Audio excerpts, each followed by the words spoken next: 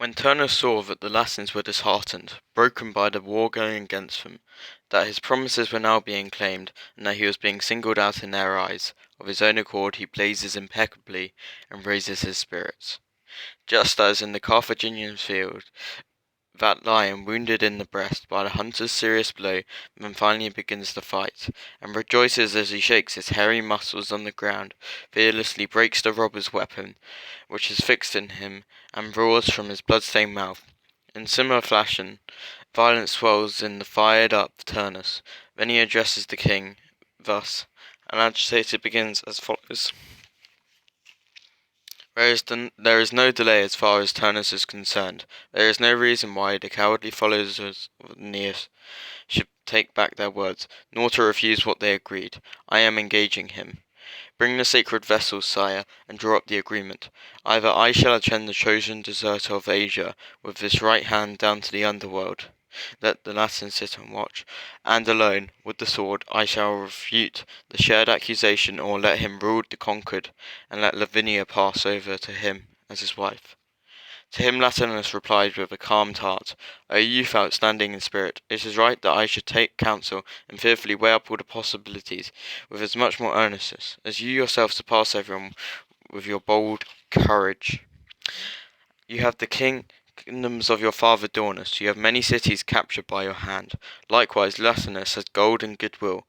Latium and the Leferian fields have other unmarried girls who are not unseemly in birth. Allow me, having removed all subterfuge, to reveal these words, which are quite hard to say, and at the same time absorb this into your mind. It was fated that I should ally my daughter with none of her former suitors, and everyone, both gods and men, prophesies this.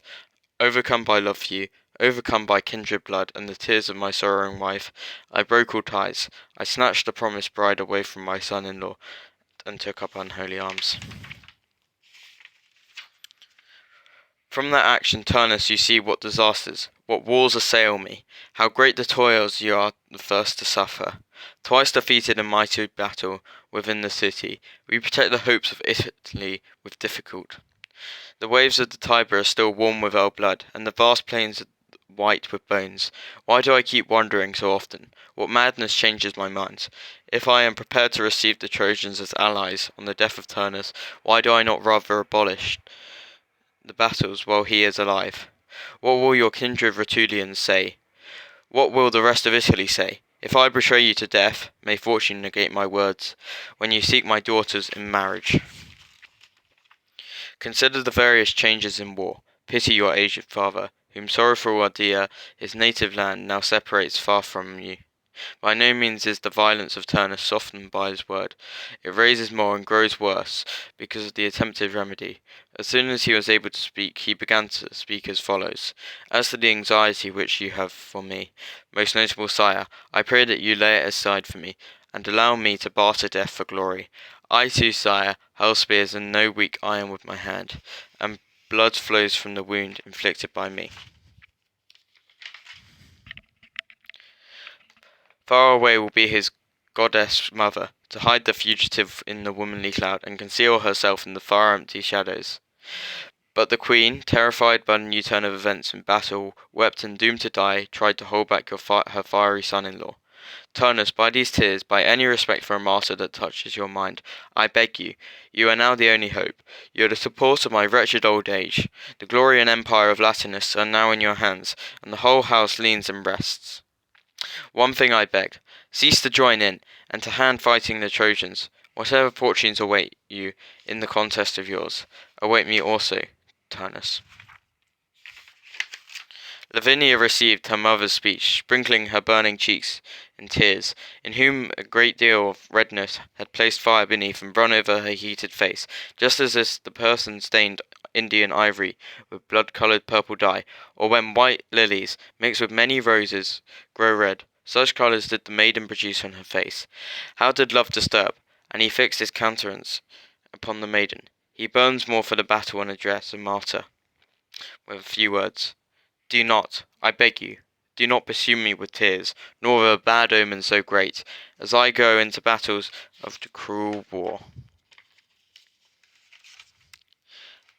Mother, for Turnus cannot freely delay death. Idmon, as messenger, take these words of mine, which are not likely to please the Trojan tyrant. As soon as tomorrow's dawn, riding on her purple wheels, grows red in the sky, let him not drive the Trojans against the Rutulians. Let the arms of the Trojans and Rutulians rest. Let us end the war by our blood. Let Lavinia be Saucer's wife on the plain. When he had delivered these words, and quickly returned to his house, he demanded his horses, and rejoiced as he gazed at them, neighing before his face. Oryphia herself gave these horses to Polymnius as a glory, since they surpassed the snows in their whiteness, and the winds with their galloping. The charioteers stood around swiftly, and pat their chests, smacked the hollow hands, and combed their hairy necks. Then Turnus himself put around his shoulders the breastplate, scaly with gold and white brass, and at the same time fits into for handling a sword, shield, and the sockets for the red plume, the sword which the god himself who ruled fire had made for his father Daunus, and had dipped its glowing hot in the Stygian water. Then he forcefully seized his mighty spear, which stood leaning against a huge column in the middle of the palace, the booty of a Rucian actor, and shook the spear so that it quivered, shouting, "Now, you spear which has never disappointed my appeals!"